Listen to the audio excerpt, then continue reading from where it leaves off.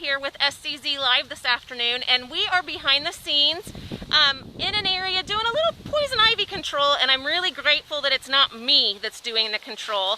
I'm going to turn the camera over to Katie Hall, and she's going to tell you a little more about what's happening.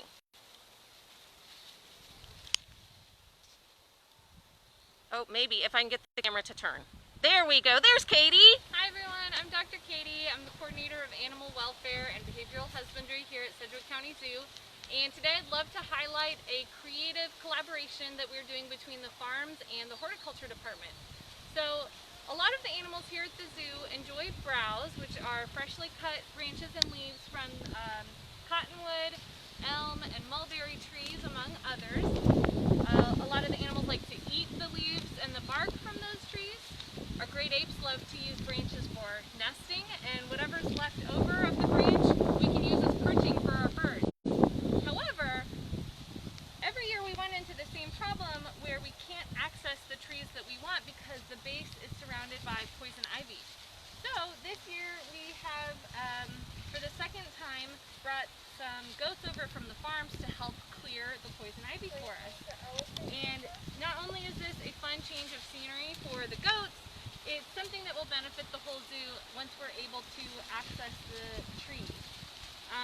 You can see in the other yard to our left, we had them in a different pen for about 10 days and see the difference in how much of the poison ivy has been cleared. You can hardly see a single leaf remaining. This looked like this? It did. Oh wow, I didn't see it before, so...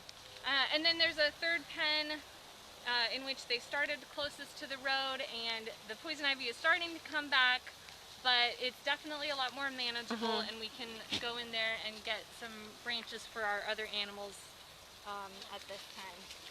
I think a lot of people don't realize that poison ivy, you're going to find it a lot of times under trees and along fence lines, because even though we do not like poison ivy, it does have value for wildlife. Birds eat the berries and then they deposit those berries while they're perching naturally in trees on wires and fences, and there it grows. So that's why there's so much under these trees.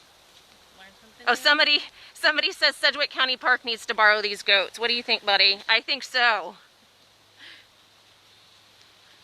So this is a really, and these guys are the bachelor herd, right? The males? There's 6 males, so there's, let me see if I can remember everyone's names. Kylo is the youngest dark male back there.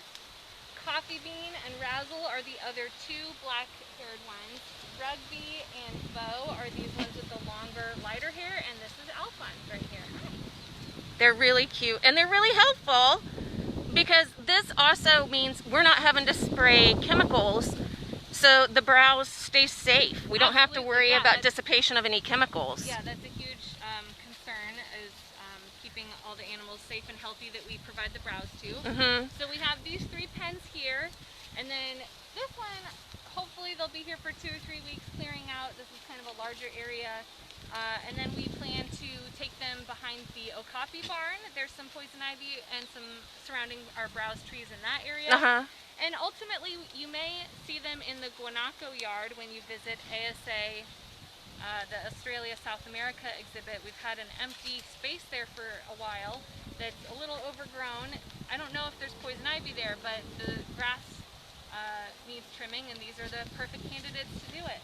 And this is something that's happening not here just at the zoo, but I know that there's places in the community that they're kind of renting out goats, and actually around the country. And it's just, I mean, really, if you don't have to use the chemicals, then this is such a good option. It's safer for everybody. These guys get something to eat, get some new scenery. So, oh, and Travis says that these are handsome goats. He says that because he's one of their keepers, so he's partial, and he also congratulates you on remembering everybody's names. Yeah, well, and they all have their own individual personalities, so it's been fun to work with them. I've also been working on doing some station training with them, which on the one hand is easy because it's clear what the hierarchy is, but on the other hand is difficult because they're all very greedy. Yeah, definitely. We did have somebody ask how many goats we have. I don't know.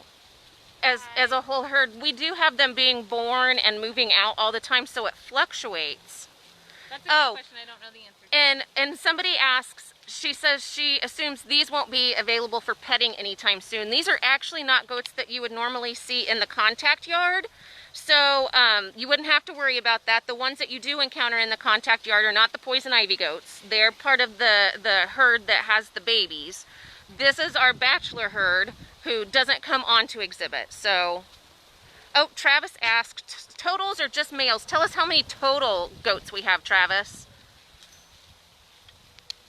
We've got a lot, and they're super cute.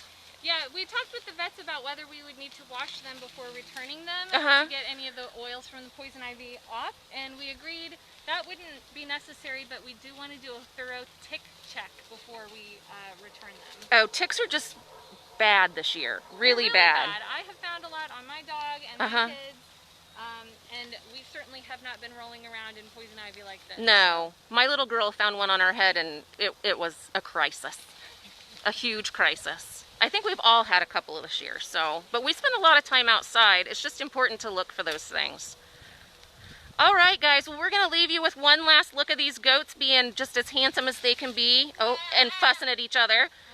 And, and we'd like to thank you for tuning in, and we can't wait to see you tomorrow.